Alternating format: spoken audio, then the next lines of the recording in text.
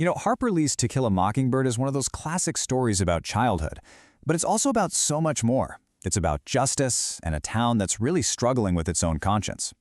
We're going to dive into this world through the eyes of its incredible young narrator, Scout, and see what happens when childhood innocence crashes right into some very, very adult problems. The book starts with an ending, which is pretty cool. This very first line just drops a huge question right in our laps. How in the world did Jem break his arm?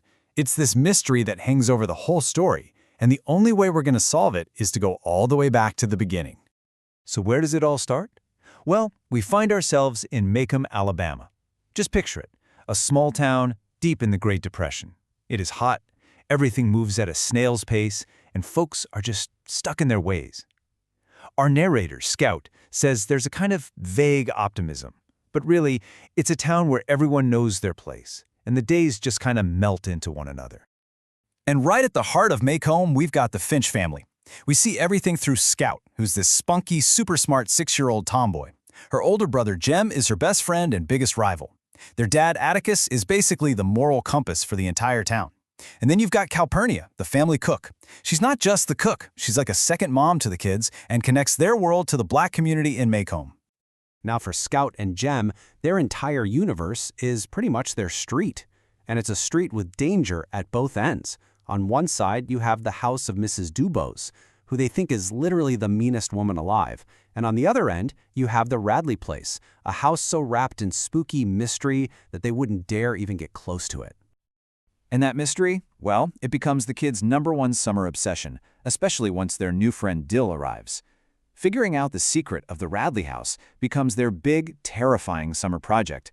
And right away, we start to see one of the book's biggest ideas: how we tend to fear what we don't understand. So who is this Boo Radley guy? Well, to the kids, he's not even a real person. He's what they call a malevolent phantom.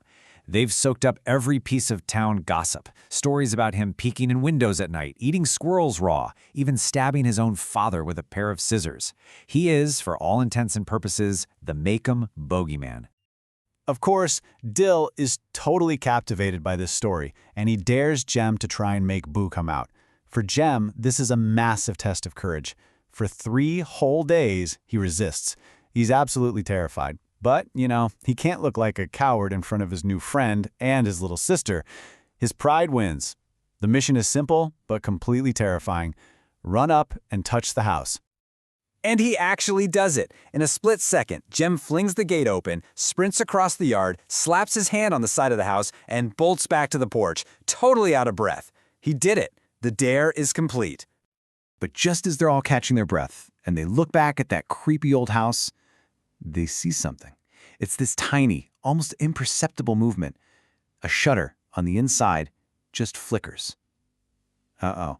Their little childhood game has just been noticed, and they have no idea who or what is watching them from inside that house. Okay, so summer ends, and the kids' world is about to get a little bigger. Scout is finally starting school, and she could not be more excited. But her very first day, it turns into this brutal crash course on the unwritten, super strict social rules of Macomb. She's about to find out that not every family plays by the same rules as the Finches. And this is really the first time Scout slams into the town's social ladder. She gets into trouble for trying to explain Walter Cunningham, his family is poor but they're proud, and they would never take a dime they couldn't pay back. But then she meets Burris Ewell. The Ewells, well, they're a whole other story. They're known as the disgrace of Macomb, they live like animals, and they only bother to show up for the first day of school each year. So after that really confusing and awful first day, Scout discovers that her most important lessons don't happen in a classroom. They happen right at home, and they come from her father. Atticus really is the story's moral guide, and he starts teaching his kids these really fundamental lessons about how to see the world. This right here, this one piece of advice from Atticus is basically the heart of the entire novel.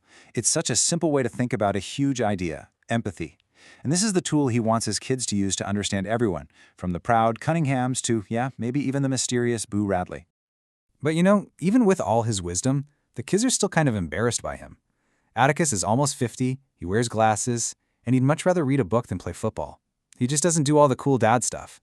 In their eyes, he's a good man, for sure, but honestly, he's a little feeble. Well, that whole perception gets blown to pieces one Saturday. A real life-or-death danger shows up in Macomb. Tim Johnson, a neighbor's dog, is seen staggering down the main street, sick with rabies. The whole street clears out. People are panicking.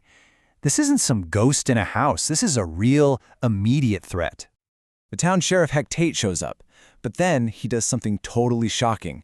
He hands his rifle to Atticus, and he says, "Mr. Finch, this is a one-shot job." Wait, what? The guy with the badge, the actual lawman, is handing his gun over to Scout's feeble old dad. Why would he do that? Because the kids are about to learn a massive secret about their father. Turns out, he used to be known as Old One-Shot Finch, the deadliest shot in the entire county. And with a single, perfect shot, Atticus takes the dog down. In that one moment, their entire view of their father is just shattered. They're left completely speechless. So, Atticus's skill with a rifle is a lesson in power, sure. But the very next lesson he teaches is about a totally different kind of strength. A kind of strength that's embodied by their horrible neighbor, Mrs. Dubose. Mrs. Dubose is just pure poison. She sits on her porch all day, yelling insults.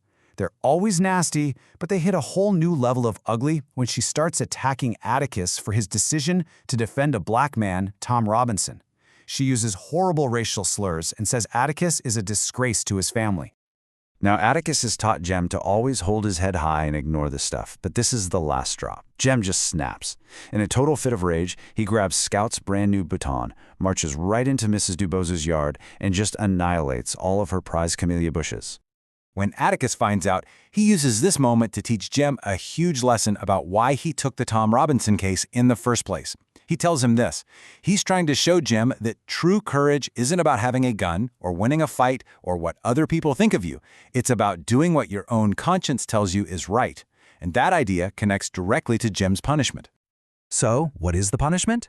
Well, Atticus comes up with something really strange.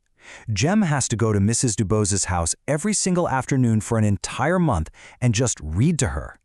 To Jem, this must feel like absolute torture, being forced to sit with the one person who represents everything he hates. And that's where we're going to stop for now.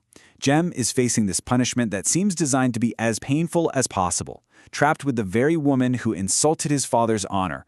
So the big question is, what on earth is Atticus trying to teach him here? It's a question that gets at the real definition of courage, and it's a kind of courage that has absolutely nothing to do with being a good shot.